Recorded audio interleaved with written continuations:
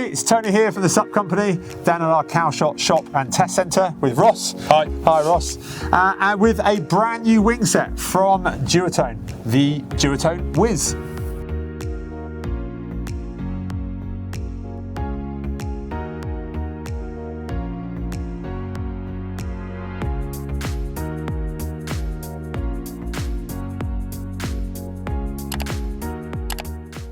So here we go, brand new product from Duotone. This is Ross. You've probably seen Ross in a couple of videos before.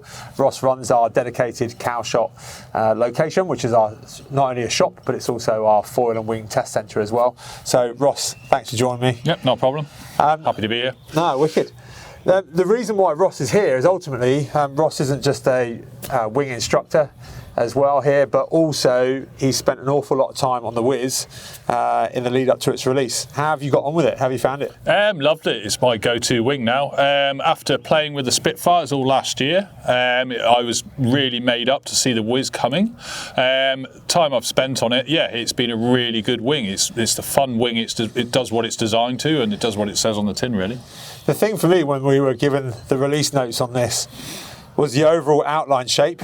You made reference to the Axis Spitfire, but it's like, I was like, oh, that's quite a similar outline in thought, but haven't got it in our hands now. It's wildly different. Does it ride much different?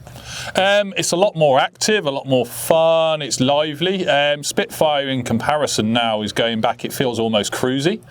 So yeah, it's the perfect winging wing, personally in my opinion. Mid-aspect, it's carvable, it's throwable, it just literally does everything really well. The Spitfires was pretty much groundbreaking in what it could do, but yeah, the Whizz just takes it up to a next level, really. And for me, the most striking thing with it visually side by side, it's this dihedral that's in it. It's almost curved upwards. Yep, so that changes from the Spitfires. They are anhedral, so it has a slight curve down, whereas this one has a curve up, which gives it a really good self-regulating almost on breaches, whereas the tips come out of the water first. The main body of the wing stays in the water, and you can actually ride this wing, it feels like, across the top of the water. It does increase the speed a lot because there's a lot less drag on the wing when this happens, but it's very good for, it almost flies itself. When you do breach, it's very hard to fully breach and then come off. You can recover really, really easily. So, and then when you're breaking the surface with a tip, how's it behaving? So on hard jibes or tacks, you can pull a tip out, and you can actually, riding along, if you've got quite a large roll on, you can bring the tip out and it doesn't drop. There's no significant drop. As wings of early, before a couple of years ago, you used to bring a tip out of the water and the whole thing would just drop out of the sky and just fall back to the surface. Whereas these ones now, they're quite happy to run the tips out of the water. So it's moving really well now that the wings, you can operate them in all sorts of conditions and they're not going to just throw you off every time you take a little bit past what it's designed to do, really. So in terms of, say if somebody walk into the shop here looking for perhaps their first setup, their first venture into foiling, would the Whizz be on your short list for them? Not necessarily. It is a very active wing. It's something that you've got to stay on top of. The wing wants to move, it wants to slide around. It's a very active wing. Ideally, as a beginner, you'd aim towards the Aero 3 range. Yeah. It's a lovely, stable wing. Still mid-aspect, still carvable, still got plenty of lift. Probably more lift than the Whizz. But the Whizz is your more intermediate, moving on riders. As you're starting to get, you've nailed your jibes, your tacks. This will only increase the ability to do those even more, but then you're starting to progress into waves, you're starting to progress more freestyle, whereas the Whizz, that's what it's designed for. Using this more as a beginner wing, you are going to struggle and it's going to feel like the whole thing's out of control, where you want more of a stable platform, gets you up, gives you that confidence. There's a hell of a lot of confidence gainable from the Whizz, but it's not that sort of aimed for as a beginner, really. It's more of an intermediate plus, really. And in terms of the Whizz, we've got 4 sizes within the range. There's an 850 that's paired with the new S165. We should come on to talk about the rear stabs, but you've got the 165 with that.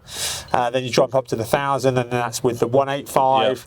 And then this being the 1200, and then there's the 1450 up from that. On the 210s. And both those on the 210s, aren't they? In terms of size, where would they fit for somebody as well? I was quite impressed with the Whizz's actual lift. So the 1200 isn't something that most people start out on really. They'd maybe go to a slightly larger one and then they're going down to the 1200. But I did notice with the 1200, it had a hell of a lot more lift than, say, a wing of a different brand of comparable size. So almost I felt like I'd be quite happy stepping down to the 1000 or even the 850 from the lift that's gained from this wing as opposed to a different brand, Axis, Starboard or something like that, where their 1200s would be feel a lot smaller in the water. Yeah, oh, cool. And then in terms of the rear stabs, what's your views on the new stabs? So they're specifically designed for the Whizzes, the new S ones.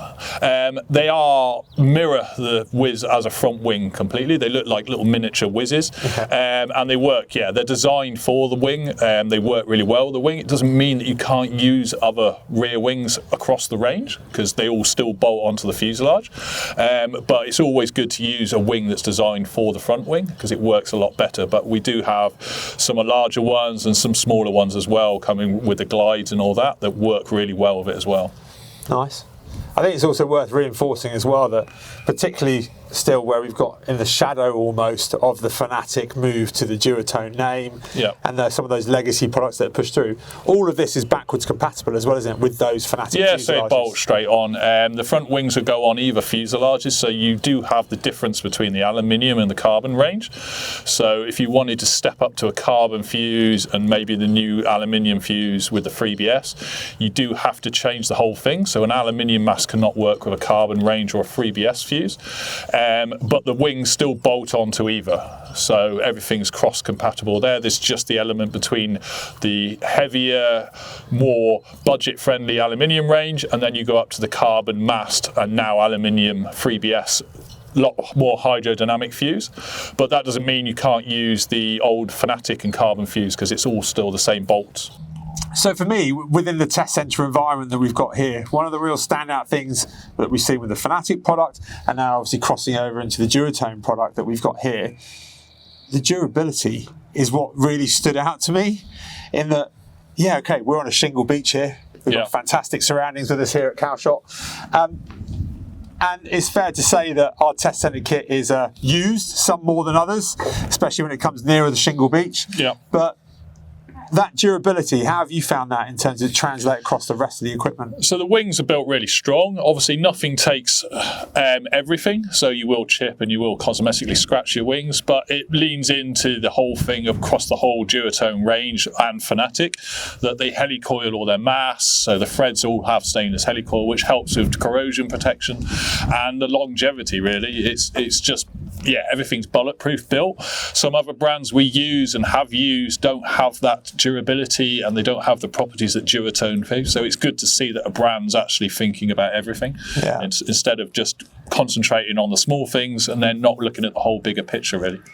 And that, for me, is like really important. One, for us in terms of investing in the test centre that we've got here at Calshot, which you oversee, but also, I think that for us to confidently offer a product and for somebody to invest, and these aren't small amounts of money, for somebody to invest into a brand, an ecosystem as a result, and then know that there's legacy in the product, but also what they're buying is going to last, makes a massive, massive difference. Well, look, Ross, thanks so much for your time. No worries. I know you're probably itching to get out in the water here. And if you haven't been down to our Calshot spot, this is us stood outside our hangar at Schneider Hangar at Calshot Spit, which is centrally located on the south coast. This is the lagoon on the inside in full flood.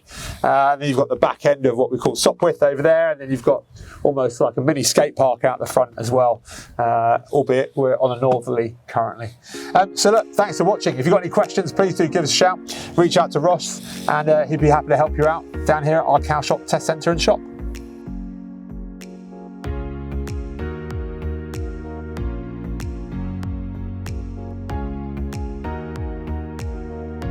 Thanks for watching our video. If you've got any questions about what you've seen, why not give us a call in the shop or head over to thesupco.com. To stay up to date though with all of our videos, well, make sure you subscribe up here and hit the notification bell.